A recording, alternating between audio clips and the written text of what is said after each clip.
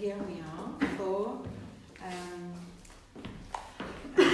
think it says talking and listening on the title, but it might say speaking and listening.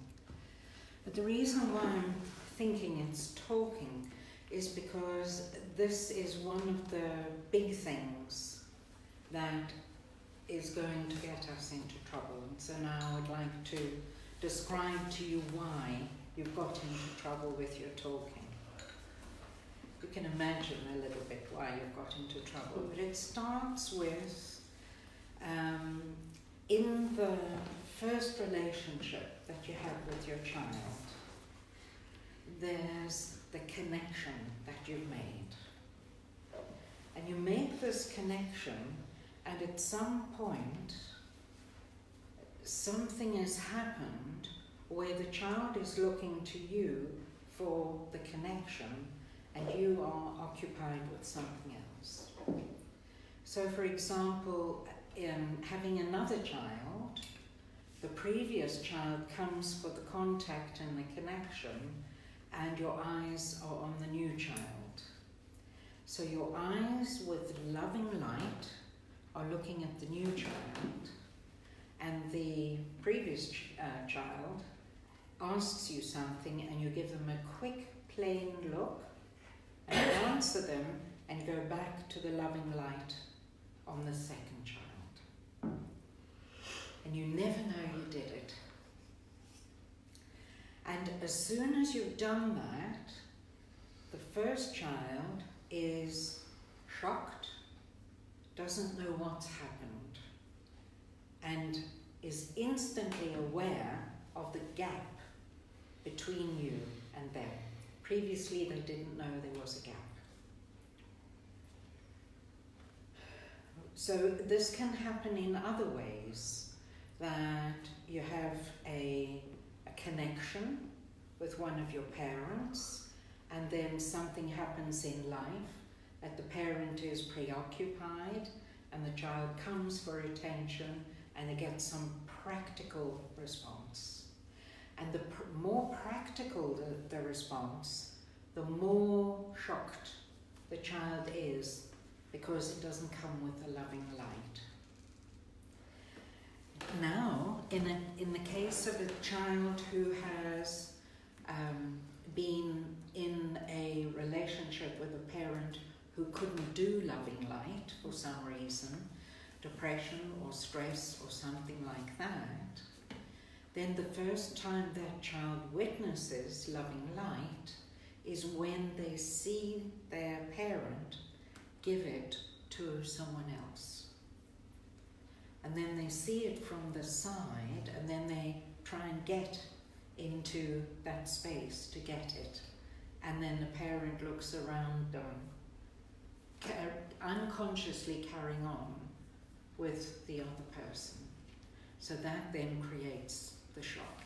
Now, as soon as I know when that's happened, because the child starts to fret, throw themselves down, starts to do things that are loud and chaotic, which doesn't earn them loving light, which they need, but some sternness and some practical.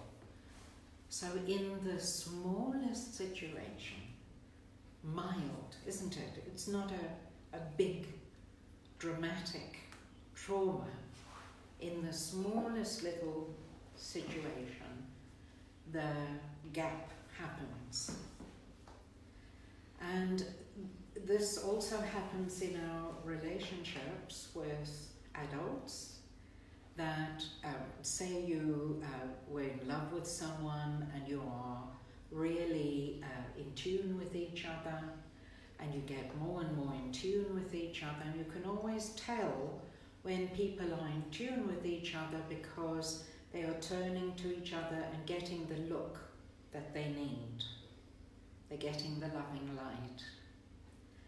And then at some point in the relationship, things become practical. And then the only time they get eye contact is, did you turn the oven? and that's it. It comes like that. And that is shocking. We don't realise, but we're still being shocked by that. So this creates the gap. Now when you have a gap, it's very difficult to anticipate what the other person is thinking and feeling. You actually disconnect. So let me go through it again, because what we do in an ideal situation, parent and child, is we gaze at the child, give them loving light, they recognize us, we recognize that they have, we feel joy, and then we pass joy one to the other. And having done that, we are then learning from each other. So as I've written in last lot of notes, not only are we learning from each other, but we are modifying each other by doing that. And we're in a willing relationship. And we change ourselves as a result of this relationship. Technically, what's happening, our mirror neurons, which we've still got a few left in adulthood, we mirror the other person, and then they're mirroring us, and therefore part of me is becoming part of the other, and vice versa.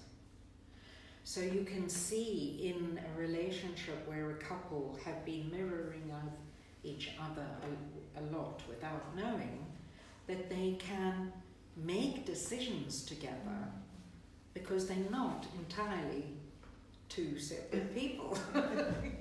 They have taken on parts of the other person. Then when there's arguments, you undo it and you create the gap.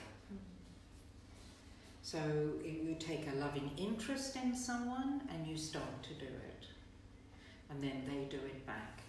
So this is called attunement, and when you lose it, you've got the gap. So losing loving light, and you've got the gap.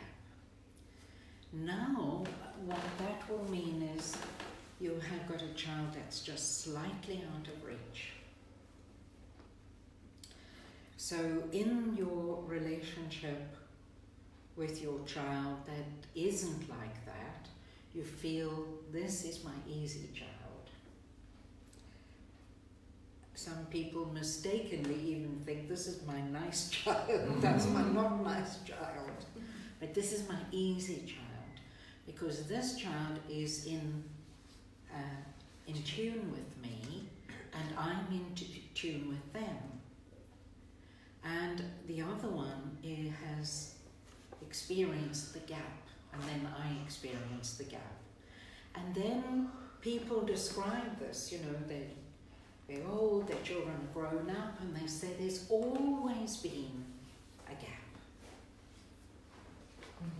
Yeah, there's always been the gap. And it doesn't matter how I prepare for it or what I say, it's never taken well.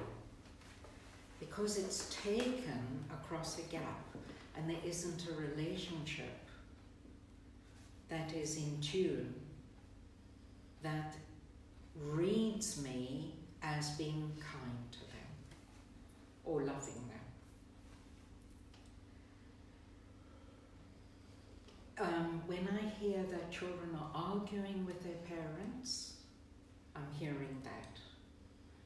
When children are saying to their parents that they're stupid, I'm hearing the gap. So the gap can be small or big. But let us have a conversation about how we've experienced the gap. And so I'll tell the viewers we'll be back later.